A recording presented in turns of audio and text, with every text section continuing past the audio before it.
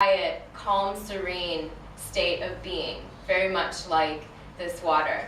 In life, we have a lot of agitation, and we sometimes feel like we're going crazy because things are occurring that are outside of our control, and it's very hard, especially as teachers, to get everything done in the small amount of time that we feel like we have.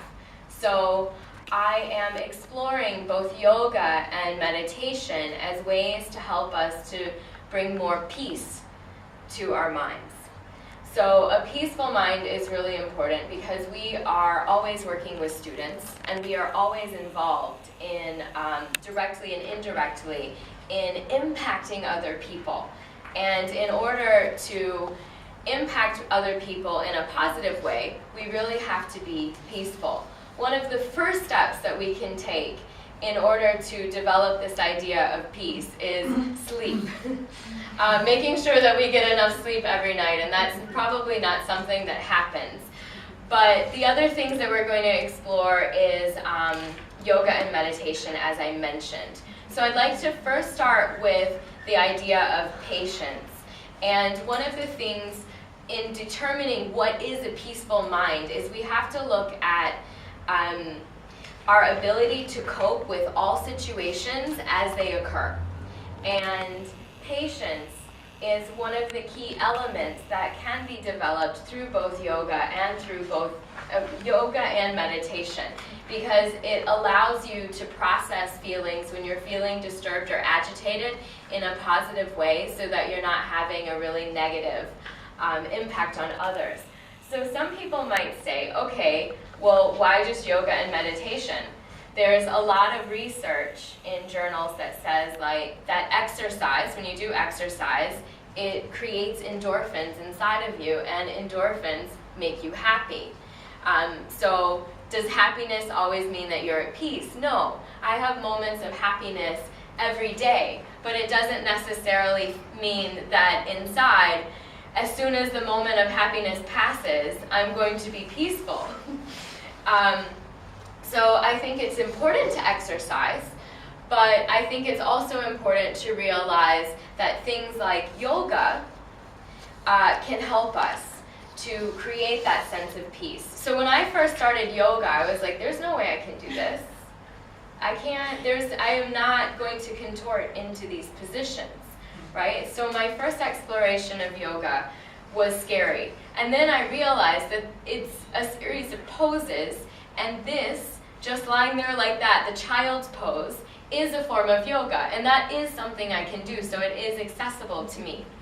And looking at the research and reading through some scientific journals, I realized that yoga actually has been proven to help release some stress and anxiety, especially if you hold stress and anxiety in your back, which I do because I'm always at the computer. So these are some specific poses that you could do to release that stress and anxiety.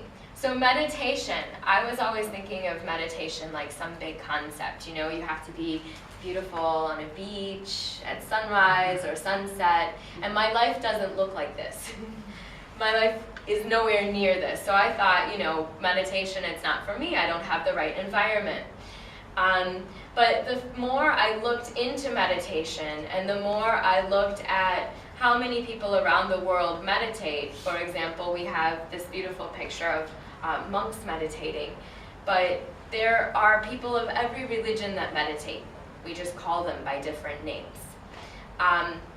So I wanted to look a little bit deeper into meditation before I started it, and I was looking at some of the research that they have done on monks and the states of their brain while they are in meditation. And it was very interesting because they noticed that during meditation, the actual areas that stimulate feelings of peace and calm they grow. And so that area, after meditation, according to this research, after meditation, it stays engaged. It stays large for large amounts of time afterwards. So this is kind of what I need in my day-to-day life. And this has been so successful that you actually find meditation as a form that psychiatrists are using to deal with PTSD, post-traumatic stress disorder, in people who live in high-impact sorts of jobs.